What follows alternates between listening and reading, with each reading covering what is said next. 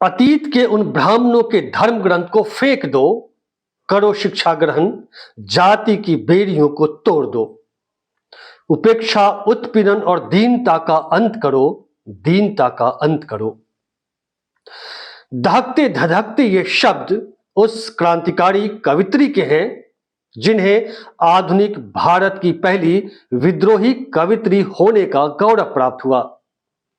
मनुवादियों को अंदर तक बेधती छेदती एक कविता की ये पंक्तियां शिक्षा की अग्रदूत उस महान नारी की हैं जिनके दिलो दिमाग में ताउम्र ब्राह्मणवादी समाज व्यवस्था के खिलाफ शोले भड़कते रहे एवं शुद्र अतिशूद्रों और पददलित नारियों की मुक्ति का संग्राम चलता रहा।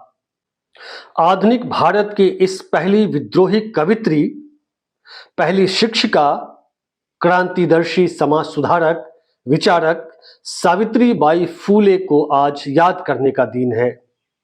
आज देश भर में उनकी जयंती मनाई जा रही है। मैं वर्णिका की पूरी टीम की तरफ से सावित्रीबाई फूले को श्रद्धांजलि अर्पित करता हूं, उन्हें कोटि कोटि नमन करता हूं।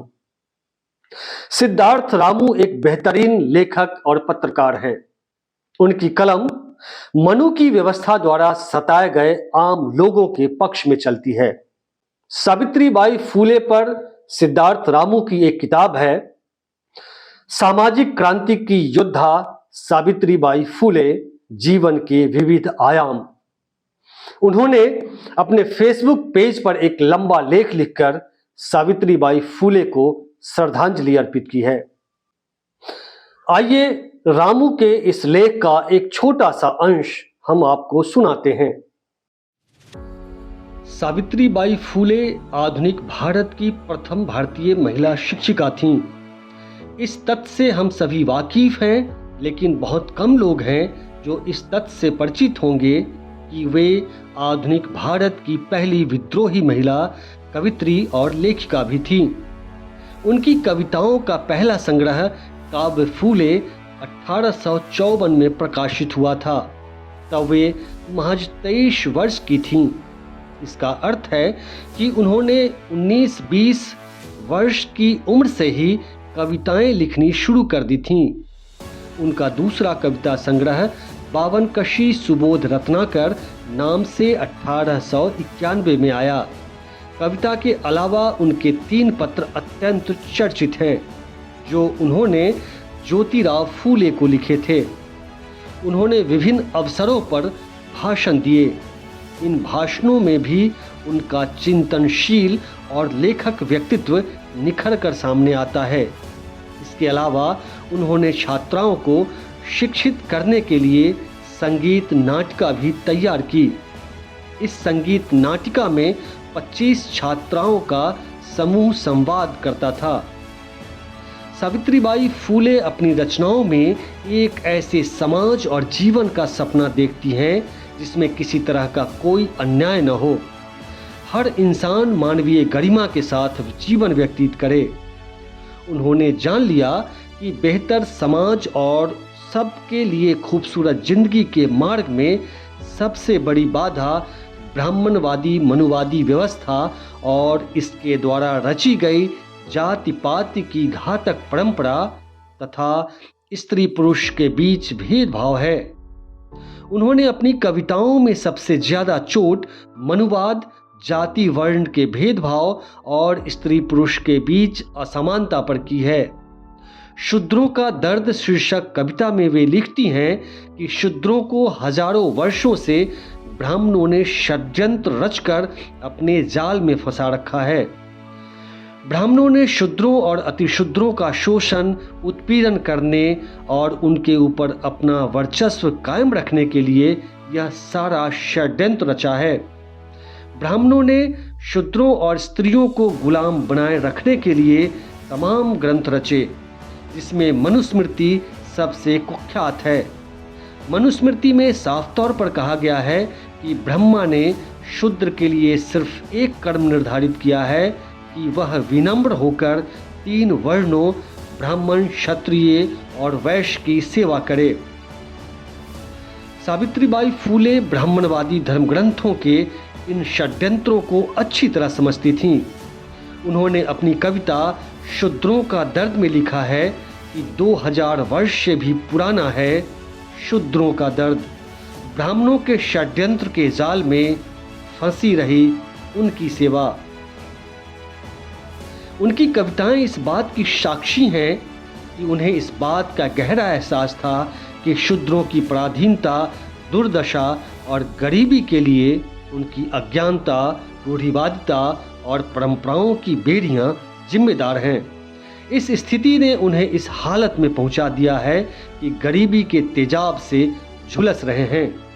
वे लिखती हैं, शूद्रों अतिशूद्रों की दरिद्रता के लिए अज्ञानता व रूढ़िवादी रीति रिवाज हैं जिम्मेदार। परंपरागत बेड़ियों में बंधे बंधे सब पिछड़ गए हैं सबसे देखो, जिसका यह परिणाम है कि हम झुलस गए तेजाब में गरीबी के। ज्योतिराव फूले, डॉक्टर अंबेडकर और पेरियार की तरह सावित्रीबाई फूले को भी इस बात का बहुत दुख होता था कि शूद्रों अतिशूद्रों को बेहतर जीवन के सारे सपने मर गए हैं। उनके भीतर जीवन जीने का उत्साह और उमंग नहीं बचा है। उन्होंने मान लिया है कि दुख, अपमान और पराधीनता ही उसकी नियति है। उन्होंने ब्राह्मणों की इस बात को मान लिया है कि बिना किसी इच्छा के कर्म करते जाओ, चाहे तुम्हें इसका फल मिले या न मिले। वे अच्छी तरह समझती थीं कि शूद्रों अतिशूद्रों के कर्मों का सारा फल ब्राह्मण हड़प लेते हैं और बिना फल की चिंता किए खटते रहने का उपदेश देते हैं। शूद्रों अतिशूद्रों की दरिद्रता के लिए अज्ञानता व रूढ़िवादी रीति रिवाज है जिम्मेदार। परंपरागत बेड़ियों में बंधे बंधे सब पिछड़ गए हैं सबसे देखो, जिसका यह परिणाम है कि हम झुलस गए तेजाब में गरीबी के। नहीं रहा एहसास कोई भी सुख सम्मान अधिकार का, न कोई आशा और इच्छा। आत्मसात कर दुखों को समझा सुखी ही अपने को। होंगा पंडित साधु संत सब मांगे भीख बिना मेहनत कर, घूमे गली गली जग को दें उपदेश। बिना काम के चाहे फल यह, लालच दिखा स्वर्ग पुण्य का। डॉक्टर अंबेडकर ने शूद्रों अतिशूद्रों की पशुवत जिंदगी के लिए दुख प्रकट किया है और धिक्कारा भी है। सावित्रीबाई फूले भी अज्ञानतावश पशुवत जिंदगी जीने के लिए शूद्रों अतिशूद्रों को धिक्कारती हैं। जीवन स्वीकारते पशु समान, पशुवत जीने को सुख समझे, है न यह घोर अज्ञान। महाराष्ट्र में ब्राह्मणवादी पेशवाई शासन में मनु की संहिता का कठोर पूर्वक पालन होता था। ज्योतिराव फूले और सावित्रीबाई फूले द्वारा खोले गए कि स्कूल में पढ़ने वाली एक अछूत लड़की ने एक निबंध में लिखा कि पेशवा के शासन में अछूतों के साथ कैसा निर्मम और क्रूर व्यवहार होता था। इस तरह पेशवा के शासन की समाप्ति और ब्रिटिश राज कायम होने के बाद एक हद तक मुक्ति मिली। उस अछूत लड़की ने लिखा, इसके पूर्व ब्रिटिश शासन से पहले हमें इमारतों की नींव में जीवित गाड़ दिया जाता था। हमें पढ़ने लिखने की अनुमति नहीं थी। ईश्वर ने अंग्रेजों के राज को दान के रूप में दिया है और हमारी शिकायतों का निवारण हुआ है। कोई भी हमें उत्पीड़ित नहीं करता, कोई भी फांसी पर नहीं लटकाता, कोई भी हमें जीवित नहीं गाड़ता। हमारी संतान अब जीवित रह सकती है। हम कपड़े पहन सकते हैं, अपने तन को कपड़ों से ढक सकते हैं। हर एक को अपनी आय के अनुसार जीने की स्वतंत्रता है। कोई रुकावट नहीं, कोई प्रतिबंध नहीं। यहाँ तक कि गुलटेकारी का बाजार भी हमारे लिए खुला है। फूले, पेरियार और डॉक्टर अंबेडकर का भी मानना था कि शूद्रों अतिशूद्रों और महिलाओं की दुर्दशा का कारण अज्ञानता है। डॉक्टर अंबेडकर शिक्षित बनो का नारा देते हैं। सावित्रीबाई फूले भी अपनी कविताओं में मनुवादी बेड़ियों को तोड़ने और शिक्षित बनने का आह्वान करती है। वे कहती हैं कि सदियों से शिक्षा से वंचित अज्ञानता के शिकार शूद्रों, इतिहास ने तुम्हें बड़ा अच्छा अवसर प्रदान किया है। अंग्रेजों ने ब्राह्मण पेशवाओं का अंत कर दिया है, जिन्होंने तुम्हारी शिक्षा पर प्रतिबंध लगा रखा था। वे कहती हैं, उठो पेशवाओं का अंत हो चुका है। यह अच्छा अवसर है जब तुम्हारे पास अपनी गुलामी की परंपरा तोड़ने का। लेकिन इसके साथ ही वे इस बात के लिए भी चिताती हैं कि तुम मनुवादी शिक्षा मत लेना। उठो, अरे अतिशूद्र उठो तुम, मर मिट गए मनुवादी पेशवा। खबरदार, अब मत अपनाना मनु अविद्या की रची गुलामी परंपरा को। बालिका कक्षा का संचालन करती सावित्रीबाई फूले अंग्रेजों के कारण शूद्रों, अतिशूद्रों और महिलाओं को शिक्षा का अवसर मिला था। इस शिक्षा ने इन तबकों के लिए मुक्ति का द्वार खोला था, क्योंकि मनुवादी ब्राह्मणवादी शिक्षा नहीं थी जो ऊंच नीच की शिक्षा देती है। अंग्रेजी शिक्षा समानता, तर्क, न्याय और शिक्षा देती थी। इसी शिक्षा के चलते ज्योतिराव फूले और सावित्रीबाई फूले जैसे महान समाज सुधारक पैदा हुए। अंग्रेजी शिक्षा ने डॉक्टर आम्बेडकर जैसे महान व्यक्तित्व का निर्माण किया था। सावित्रीबाई फूले अंग्रेजी शिक्षा के महत्व को खूब अच्छी तरह समझती थीं। उन्होंने अपनी कई कविताओं में अंग्रेजी शिक्षा की तारीफ की है। वे अंग्रेजों को ज्ञानदाता के रूप में संबोधित करती हैं। हम सभी जानते हैं कि शूद्रों, अतिशूद्रों और महिलाओं के लिए शिक्षा का द्वार अंग्रेजों ने खोला था। अपनी एक कविता में सावित्रीबाई कहती हैं, ज्ञानदाता अंग्रेज जो आए, अवसर पहले यह नहीं पाया। जागृत हो अब उठो भाइयों, उठो तोड़ दो रूढ़ परंपरा, शिक्षा पाने को भाइयों, शिक्षा पाने को।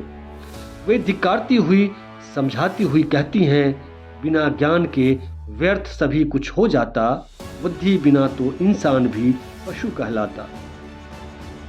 वे अंग्रेजों द्वारा शिक्षा का द्वार सबके लिए खोलने को एक सुनहरे अवसर के रूप में देखती हैं और कहती हैं कि इस शिक्षा को ग्रहण करके अपनी दुर्दशा का अंत करो। अब निठल्ले मत बैठो, जाओ शिक्षा पाओ, प्रेत और बहिष्कृतों की दुर्दशा का अंत करो। सीखने का मिल गया है यह तुम्हें अवसर सुनहरा, सीख लो और तोड़ दो जंजीरें ये। जाति व्यवस्था की मत सुनो, फेंक डालो शीघ्र भाई ब्राह्मणों के धर्म ग्रंथों को, ब्राह्मणों के धर्म ग्रंथों को। वे अपनी कविताओं में कबीर की तरह हिंदू धर्म के ढोंग पाखंड को भी उजागर करती हैं। वे कहती हैं कि जिस पत्थर को सिंदूर लगाकर भगवान बना दिया गया है, वास्तव में वह पत्थर है। वे विभिन्न देवी देवताओं पर आस्था और विश्वास को नकारती हैं। वे कबीर की तरह तर्क करती हैं कि यदि मनौती मानने से, चढ़ावा चढ़ाने से और पत्थर पूजने से बच्चे पैदा होते, तो फिर स्त्री और पुरुष को शादी करने की क्या जरूरत पड़ती। सावित्रीबाई पूरी तरह से वैज्ञानिक चेतना से लैस थीं। वे ऐसी किसी भी चीज को स्वीकार करने को तैयार न थीं जो तर्क पर आधारित न हो और विज्ञान जिसका समर्थन न करता हो। मन्नत शीर्षक कविता में कबीर की तरह उन्होंने ढोंग पाखंड की धज्जियां उड़ा दी हैं। पत्थर को सिंदूर लगाकर बना दिया है उसे देवता, यह तो वास्तव में पत्थर है। इसी कविता में वे आगे लिखती हैं, मन्नत कर बकरा कटवाए और चढ़ावे भेंट चढ़ाया, पत्थर के इन देवताओं पर करे मनौती पुत्र जन्म की, पत्थर पूजे से जो होते बच्चे, सोचो सोचो फिर क्यों शादी करते हैं नर नारी, फिर शादी करते हैं क्यों नर नारी। सावित्रीबाई फूले की कविताएं आधुनिक जागरण की कविताएं हैं। उन्होंने अपनी कविताओं में ब्राह्मणवाद, मनुवाद को चुनौती दी, शूद्रों, अतिशूद्रों और महिलाओं की मुक्ति का आह्वान किया है। उनकी कविताएं इस बात की प्रमाण हैं कि वे आधुनिक भारत की प्रथम विद्रोही कवित्री हैं। यह एपिसोड आपको कैसा लगा? अपने विचार, अपनी राय कमेंट सेक्शन में जरूर लिखेंगे और चलते चलते इस वीडियो को अधिक से अधिक लोगों तक शेयर कर दें। यदि अब तक आपने इस चैनल को सब्सक्राइब नहीं किया है तो जरूर कर लें और वर्णिका को सपोर्ट करें।